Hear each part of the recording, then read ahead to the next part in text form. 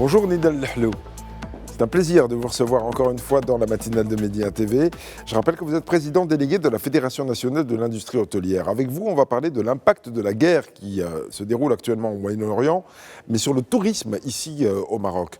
Selon vous, cet impact, est-ce qu'il commence à se faire ressentir? Et puis alors, surtout, dans quel sens?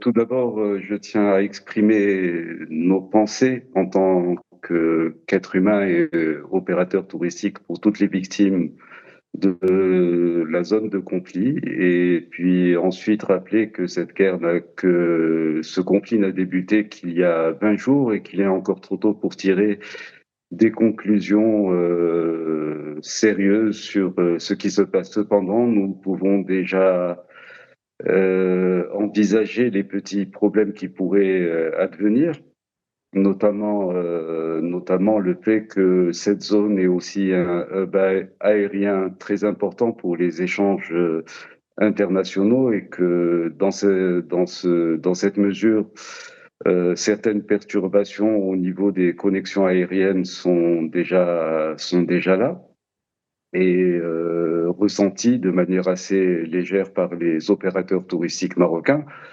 Et par ailleurs, l'augmentation des coûts du transport aérien, notamment due à la hausse des prix du pétrole, mais aussi aux assurances qui commencent à être dont le coût commence à être assez sérieux pour les opérateurs aériens. Donc tout ça perturbe bien évidemment l'activité touristique pour le Maroc, mais aussi pour l'ensemble de la planète.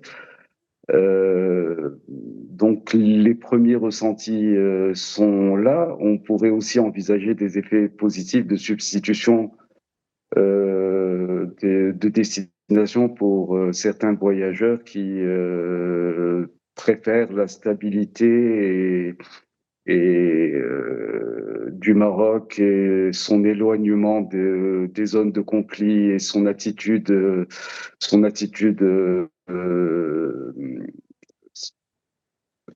qui opte pour la paix plutôt que pour le conflit, pour le dialogue plutôt que pour la pacification du monde, qui pourrait attirer certains touristes qui éviteraient des destinations comme Dubaï ou Doha, Oui, etc., mais, etc. mais, mais vous, en tant que Donc président délégué de la véritablement, Fédération nationale de l'industrie hôtelière, qu'est-ce que vous constatez dans les réservations? Parce qu'il va y avoir bientôt les vacances de printemps pour plusieurs pays européens, il va y avoir aussi les vacances d'été qui commencent à se préparer en général au printemps. Est-ce que ces réservations sont conformes à vos prévisions ou alors est-ce que c'est encore, disons, dans l'expectative?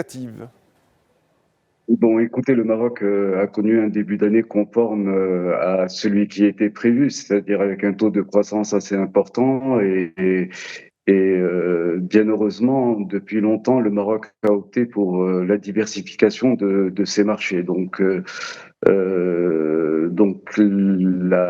la politique ou la volonté enfin de nos, de, du métier a toujours été de diversifier les marchés pour justement éviter que des conflits comme celui auquel on assiste n'impactent ouvertement le marché. Bien évidemment, les marchés directement concernés par le conflit, on observe quelques annulations, mais véritablement sans aucune inquiétude par rapport à la tendance générale que nous espérons bien maintenir et qui confirme la pertinence des choix du Maroc en matière touristique.